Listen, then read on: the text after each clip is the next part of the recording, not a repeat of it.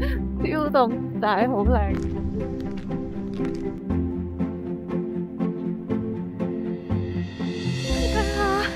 我啲眼睫毛結晒冰，頭髮都開始結冰，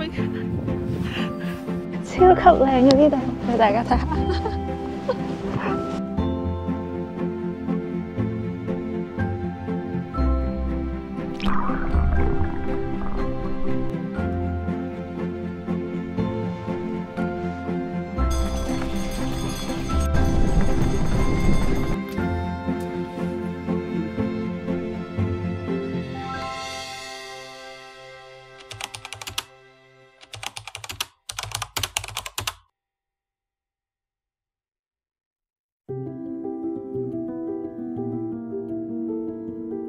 呢度係世界上最凍嘅首都，但係其實如果我嚟呢度之前有人問我邊度係世界上最凍嘅首都，我估我一定會答錯，因為我應該會估係北歐嘅城市，例如係挪威嘅奧斯陸，或者係芬蘭嘅赫爾辛基，又或者係冰島、俄羅斯嘅莫斯科等等。但係原來世界上最凍嘅首都係呢一度，蒙古國嘅烏蘭巴托。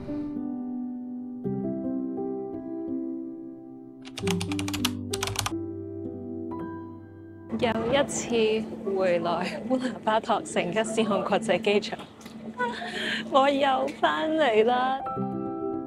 數數手指，原來呢一條已經係我 YouTube channel 入面嘅第10條蒙古影片。係啊，我又返咗嚟蒙古，不過今次同之前有少少唔同，今次係零下30度嘅寒冬。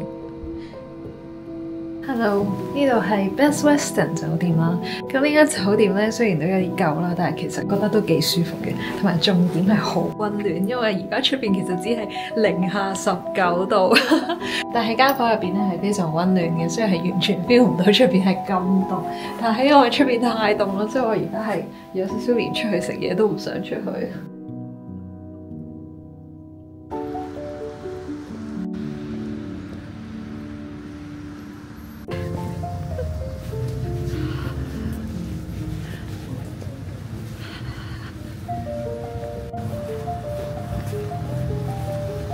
而家係零下26度，好似係我人生去過最凍嘅溫度。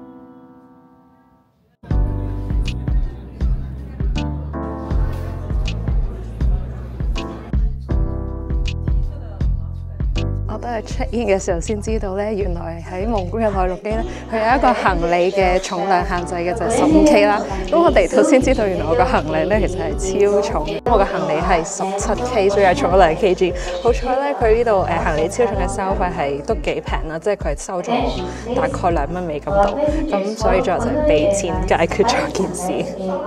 咁我哋而家咧就會坐我身後呢一架內陸機咧去我哋今日嘅目的地 Woron 啊，咁佢中途咧係會停一個站嘅，有一個 U 字頭嘅鎮。咁應該我估計就係好似一架巴士咁啦，中途會有人落車，然後再有人上車，咁就唔知我哋需唔需要落飛機。我估我哋應該係唔使落機嘅中途站。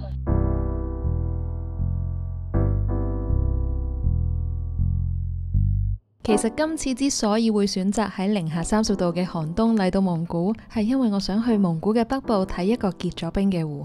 至於點解會咁想去睇呢一個結咗冰嘅湖呢？係因為我一直有一個未完成嘅心願，就係好想去俄羅斯睇冬天嘅貝加爾湖。但係俄烏戰爭開始咗之後，撇除安全因素，我估我都唔會太想再去俄羅斯。所以當我第一次嚟蒙古嘅時候，知道呢度原來有一個貝加爾湖嘅姊妹湖之後，我就覺得我一定要親自嚟睇睇。至於點樣可以去到呢個湖呢？就係要先由蒙古嘅首都烏蘭巴托坐內陸機去到我頭先提及過嘅城市木倫。Hello，呢度就係 Mourane 嘅機場啦，坐咗3個幾4個鐘飛機，終於到。呢度咧係明顯比烏蘭巴托暖嘅。烏蘭巴托我哋頭先出發嘅時候係-27度，但係我哋而家嚟到 Mourane 咧，呢度係-7度啫。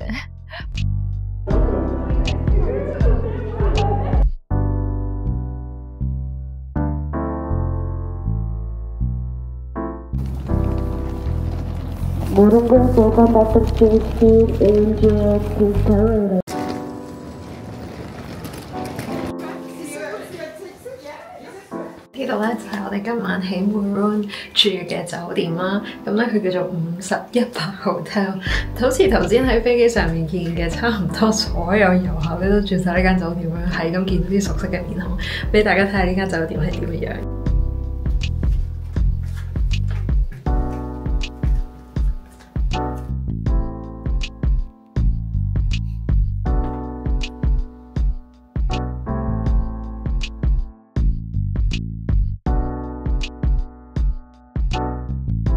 廁所都非常之企理。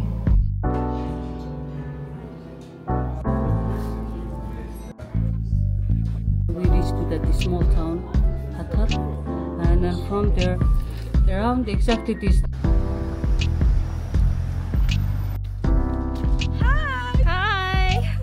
Hello， 呢度係蒙古北部嘅木倫市啦。因為我哋聽日要去嗰個好出名嘅湖咧，叫做庫蘇古爾湖啊嘛。咁木倫市咧就係庫蘇古爾省嘅首府啦。咁雖然佢係呢個省嘅首府，但係其實人口咧都唔算係非常多嘅。根據 Wikipedia 就係大概有3-4萬人左右啦。咁呢一度俾我嘅初印象，第一個感覺就係佢令我諗翻起咧，有好多年前坐西伯利亞鐵路去俄羅斯西伯利亞貝加爾湖附近嗰啲嘅俄羅斯小鎮啊，佢係完全有嗰啲嘅小鎮嘅感覺啦，即係唔係建築風格啊，定係嗰啲街道設計啊，呢個係個鎮嘅規模啊等等。而另一樣嘢咧就係好神奇地啦，呢度咧雖然地理位置係北過烏蘭巴托，但係咧佢係比烏蘭巴托溫暖嘅喎。即係尋日咧差唔多時候啦，而家大概7點，喺烏蘭巴托已經係講緊-20幾度，但係呢度咧係-10度，所以睇下我隻手而家係可以咁樣唔戴手套拎出嚟，一陣都未至於要凍僵，但係尋日係拎出嚟5秒影，唔得我要收翻嚟。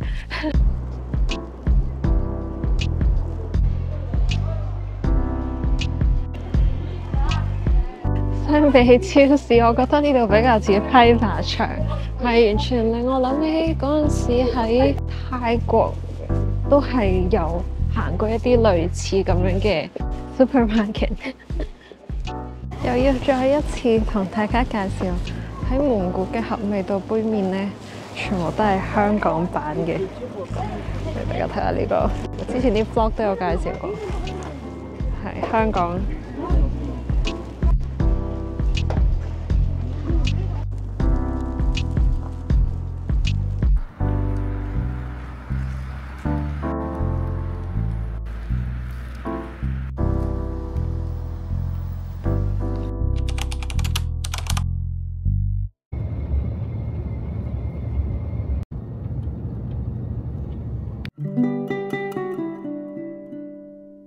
由木倫市去庫蘇古爾湖，車程大概2個鐘左右，係冇公共交通工具嘅，所以最好嘅方法都係參加蒙古當地嘅團。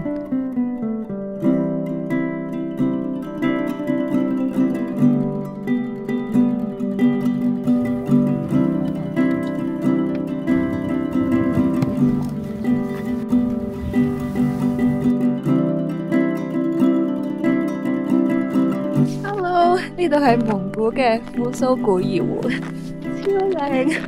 而家冬天嘅佢咧係完全結咗冰啦，所以我哋就可以就咁行喺個冰面上面，都可以揸車咁樣經過。富蘇古爾湖位於蒙古國北部嘅富蘇古爾省，靠近俄羅斯嘅邊境，係蒙古最大嘅淡水湖之一。湖水流經埃根河，最終流入俄羅斯嘅貝加爾湖，因此亦都有人稱佢為貝加爾湖嘅姊妹湖。超凍，但係好靚。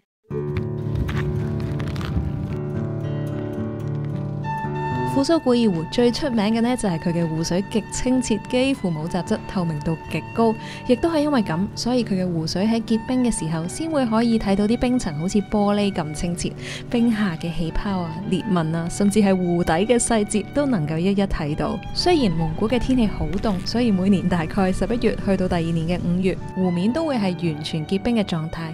但係如果你想睇到而家咁樣晶瑩剔透嘅畫面，就必須要喺2月去到3月中嘅時候嚟，因為呢段時間湖面同埋冰層嘅色澤就會喺一個剛剛好最靚、最色彩繽紛嘅狀態。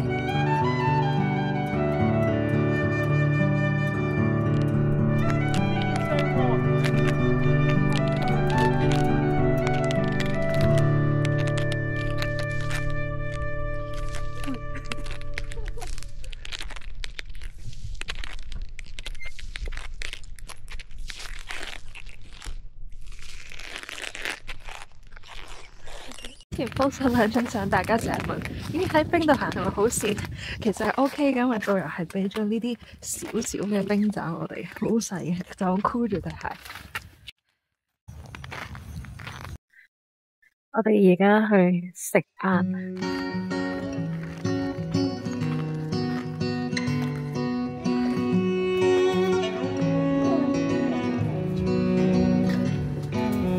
而家咧，我哋係食 lunch 嘅時間啦。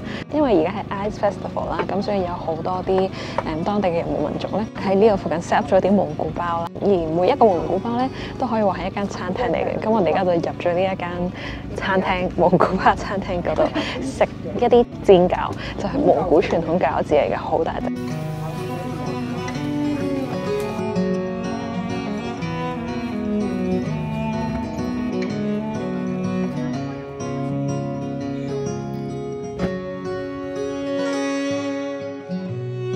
頭先你應該有聽到我提到 Ice Festival， 係富蘇古爾湖呢度每年嘅冬天都會舉辦冰雪節，通常都係2月或者3月嘅其中幾日。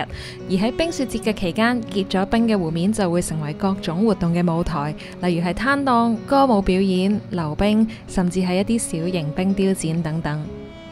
呢度咧其實好似一個嘉年華咁樣啦，我後邊有好多喺度溜冰啦。頭先係經過一個位咧，有好多攤檔啊、小食啊。咁前面咧就有啲冰做嘅雕塑啦。咁我冇去過哈爾濱嗰啲冰雪節啦，咁佢呢度啲冰雕數量其實真係寥寥可數。但係我諗個重點唔係嚟呢度睇冰雕嘅，而係感受下蒙古嘅民眾其實真係大部分都係當地人，特登喺呢一個天寒地凍嘅2月底出到嚟呢個結冰嘅湖上面擺攤，然後一齊圍聚一齊玩，就係咁。一齊嚟睇下呢一個冰做嘅蒙古包到底係點樣。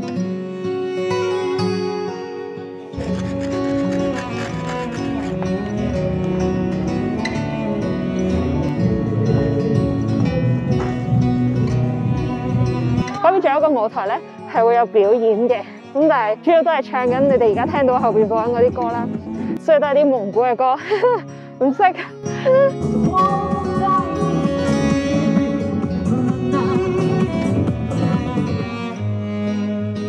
而我覺得喺成個冰雪節入面，令我最難忘嘅呢，就係喺嗰度睇到嘅馬拉雪橇。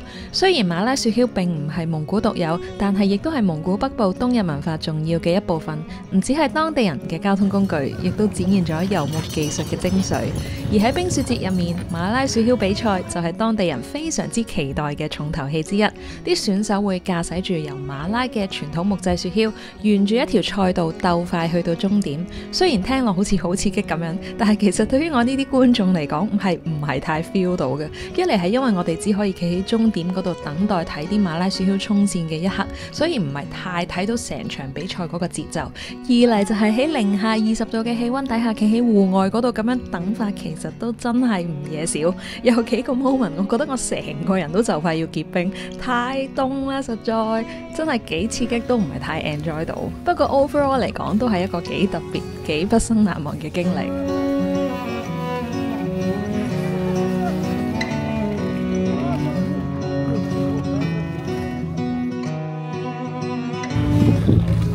而除咗可以睇馬拉雪橇比賽，你仲可以俾大概40蚊港幣坐一轉馬拉雪橇。而家喺呢一個馬拉嘅雪橇上面。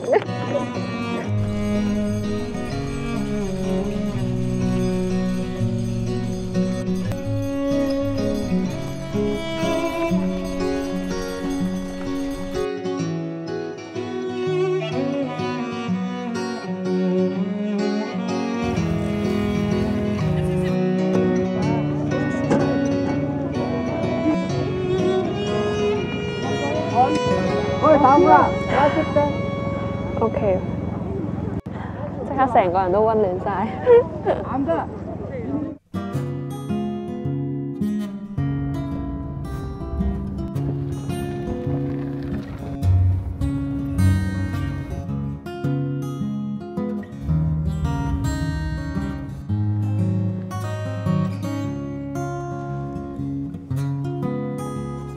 呢個呢，就係我今晚住嘅蒙古包啦。如果有睇我之前嘅蒙古 vlog 嘅朋友咧，應該都會記得咧，就係喺蒙古嘅蒙古包住宿咧，即係俾遊客嘅咧，其實主要有兩種嘅。第一種咧就係好似我今晚住呢啲咁樣啦 ，gear camp 啊，即係所謂 gear camp 咧，其實咧佢係好似一個 campsite 啦。簡單啲嚟講咧，佢係好似一個營地咁樣啦，只不過佢每一個營咧就係蒙古包咁。咁所以住喺呢度咧，全部都係旅客嚟嘅。至於另一種咧，就係真係住喺遊牧民族家庭嘅 guest house， 即係遊牧民族家庭嘅代客用嘅蒙古包啦。咁嗰一種我上次喺蒙古嘅時候就住過啦。如果邊個未睇我條片咧，咁就大家快啲自己去睇啦。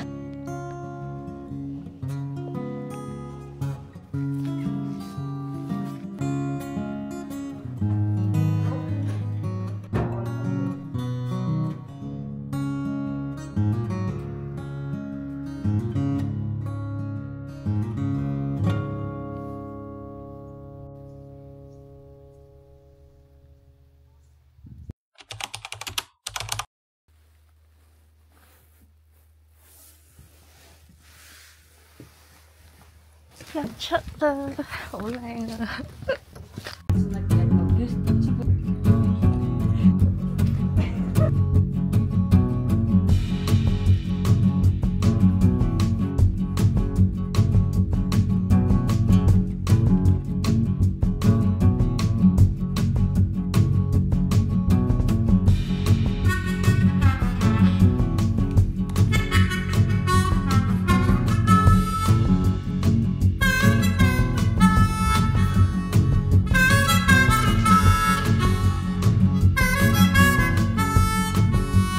我哋頭先揸車啦，經過咗個湖啦，經過咗一座山，經過咗好多雪地，就嚟到呢一個小鎮啦。咁我哋而家就喺呢個小鎮嗰度食 lunch。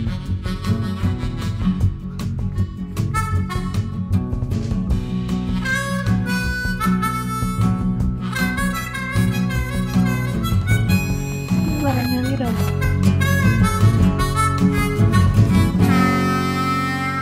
超級靚啊呢度，俾大家睇下。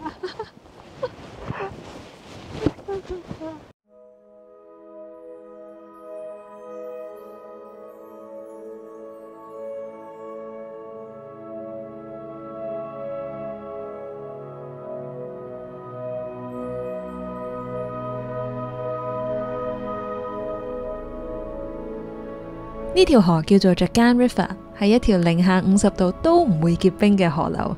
聽講河流嘅水源嚟自富蘇古爾湖北部嘅高山，高山融雪後，啲水流經多種地形之後，最終匯入呢度，再匯入更加大嘅河流系統。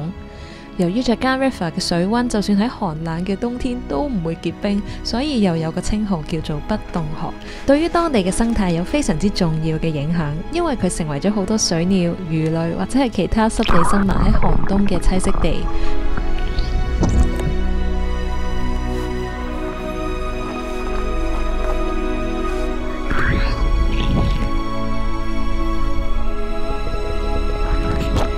呢一條唔會結冰嘅河流，配合埋呢一帶嘅森林、原野等等嘅自然風光，呢一度根本就係一幅風景畫。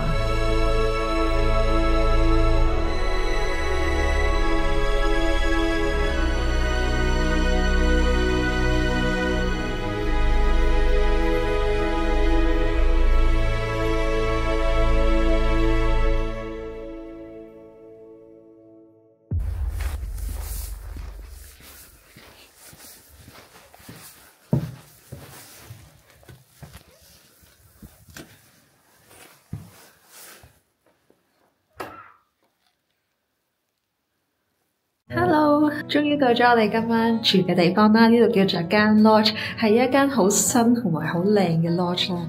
首先呢，入嚟呢就係有呢一個廳嘅範圍，然後呢再行入去啦，就有2間房啦。所以今日瞓覺嘅格局就同我嘅 local tour 嘅 treatment 呢，一人瞓一間房，但我哋就係一個 shared 嘅 common area 咁。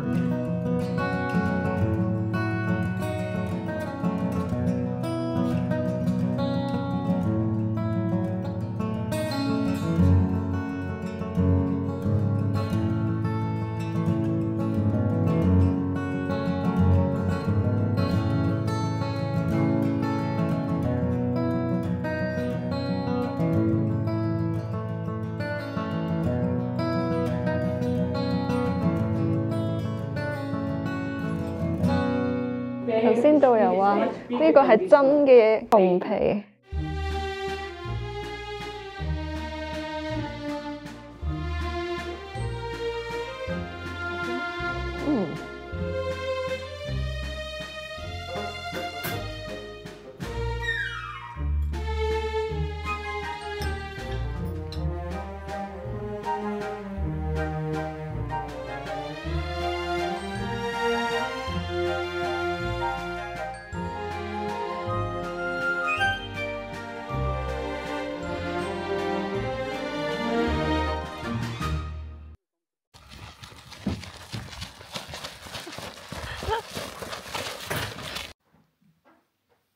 呢個係嚟自馬來西亞嘅 Treatmate 請我飲嘅 Dark Chocolate。我們國家這個是我們牌子，自己出產。有的國家它有賣的，可是我沒有看過這個，就是它這個是它新出的，它原味是這個 Milo， 但是它這個是它新出的。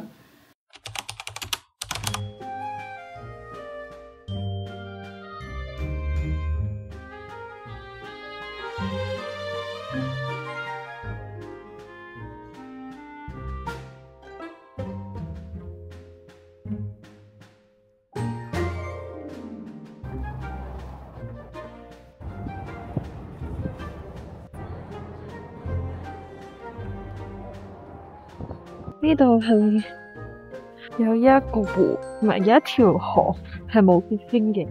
跟住其實頭先咧上邊係有好多嘅鴨啦，唔知點解嗰啲鴨咧係居然可以抵禦到呢度咁凍嘅寒冬啦。因為導遊話咧，嗰啲鴨咧都會係即係好似候鳥咁樣喺天氣咁熱時候咧就會賣飛去全部地方。但係相反咧，今年佢哋冇咗。咁而家已經係2月底啦，所以佢哋已經撐過咗最凍嘅時期，同上一樣。咁所以揸車過嚟咧，佢哋好似有啲咬底，跟住就突然之間 group 咁樣飛走咗。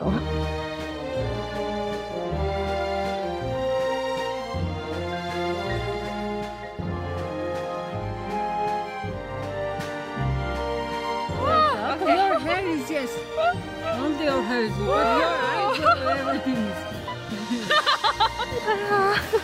結晒冰，我啲眼睫毛結晒冰，頭髮都開始結冰。唔覺得一路都覺得係即係黐住咁樣，好似有嘢。就算上返車，而家咁暖都仲係結緊冰。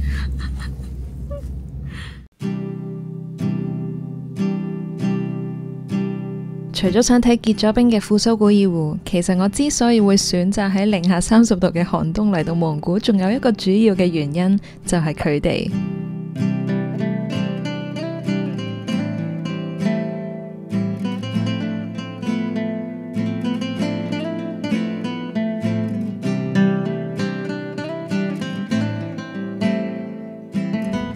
每次當我以為呢個世界已無未知嘅角落，都會發現自己知道嘅其實真係非常之少。佢哋係生活喺蒙古北部森林深處嘅馴鹿部落察灘。Hello， 哇！我啲鼻水係咁流。呢度呢，呢個 area 呢，就係啲 reindeer herders 住嘅地方啦。咁 reindeer herders 呢，即係佢哋好似一啲牧羊人咁樣，但係佢哋牧養嘅呢，就係鹿 reindeers。咁而呢一個 area 咧，頭先導遊就講話咧，佢大概住咗4個家庭，都係 reindeer herders 嚟嘅。但係呢4個家庭疑似咧，都係親戚關係咁樣嘅。所以咧，呢度好似個 campsite 咁樣啦，就係見到佢哋喺度搭咗唔同嘅營咧，就係佢哋日常起居用嘅。以鹿為家，與自然共生，住喺呢一啲印第安式嘅帳篷入面，過住與世隔絕嘅遊牧生活。鹿唔只係佢哋嘅交通工具，更加係佢哋生活嘅核心。馴鹿部落仲有一樣有趣嘅嘢，就係佢哋信奉薩滿教。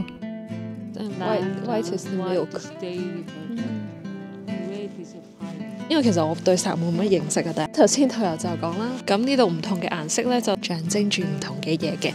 藍色係最多啦，就係象徵住藍天啦；橙色同黃色咧就係象徵住太陽；綠色係象徵住草原啦。咁然後白色就係象徵住對蒙古人好重要嘅 dairy products， 即係奶類製品。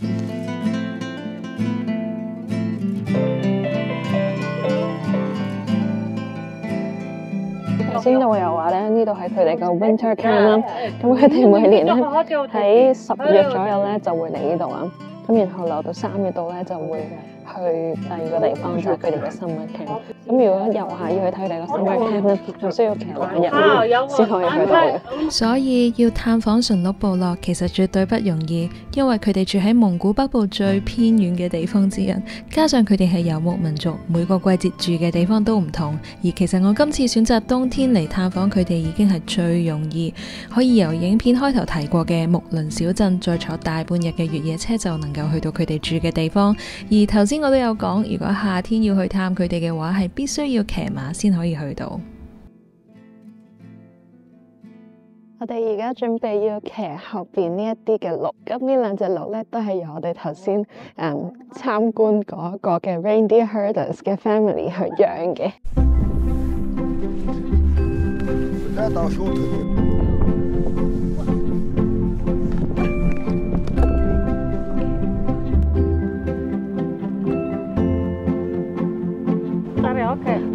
我哋而家喺隻鹿上邊啊！哇，佢個鹿角啦！OK。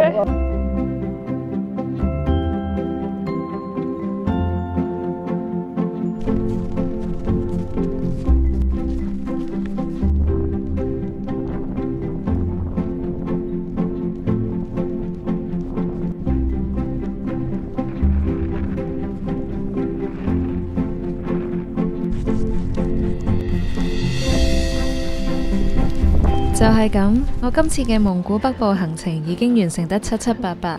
離開咗馴鹿部落居住嘅地方之後，我哋坐返越野車去到前一日食 lunch 嘅地方，會喺嗰度過1晚夜，然後第二朝再坐車返去木倫，再飛返烏蘭巴托。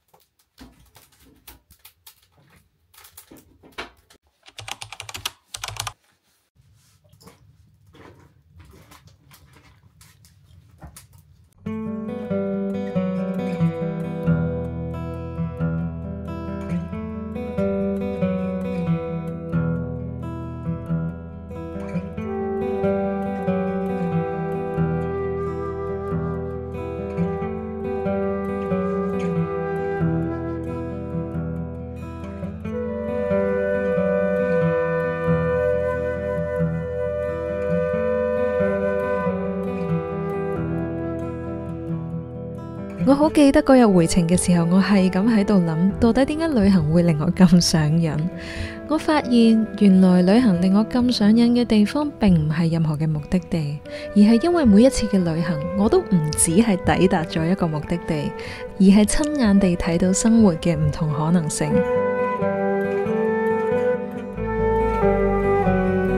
由烏蘭巴托嘅 Jazz Bar、蒙古嘅爵士 Big Band， 喺冰雪節入面遇過嘅每一個當地人，去到現存不到50個家庭嘅馴鹿部落等等。有人選擇喺繁華嘅都市入面追逐夢想，有人卻會選擇喺遼闊嘅森林入面守護傳統。然而最重要嘅係，無論係邊一種嘅生活方式，都有佢嘅價值同埋意義。我諗呢個就係對於我嚟講旅行嘅意義。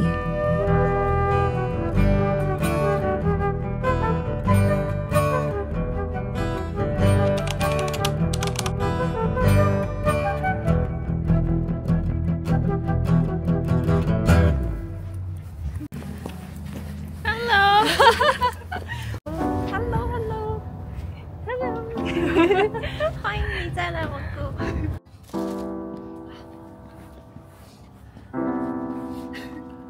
那我们要再来。可能是之后。Hello， 我们现在在找宵夜。因为刚刚太冷了，我本来到的时候还说不那么冷，后来就发现是错，我错了。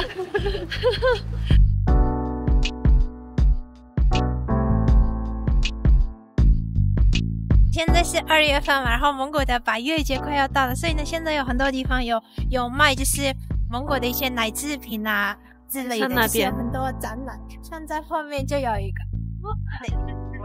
有过吗？谢谢。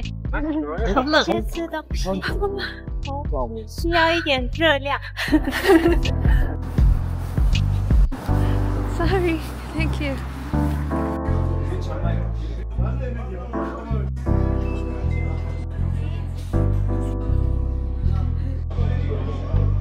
哇！咁快又到咗我今次呢個蒙古 trip 嘅最後一日，同我第一次嚟蒙古嘅時候一樣，就係我喺最後嘅呢一晚約咗明美，然後我哋一齊傾偈傾到好夜，跟住而家又分別咗，各自行唔同嘅方向。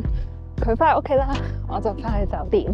咁樣突然間一路行一路先諗啊，原來咁樣就2年，距離我第一次嚟蒙古同埋啱啱第一次見明美，咁就2年，時間真係覺得好快。我諗選擇咗再翻嚟蒙古係其中一個我覺得做得最正確嘅決定。喺呢度講嘅，同埋喺呢一刻咁樣行嘅時候，我個心亦都有一種好深刻嘅感受，就係我知道我係會再翻嚟呢個地方，所以我係會再出現喺烏蘭巴托，我係會再翻嚟蒙古嘅。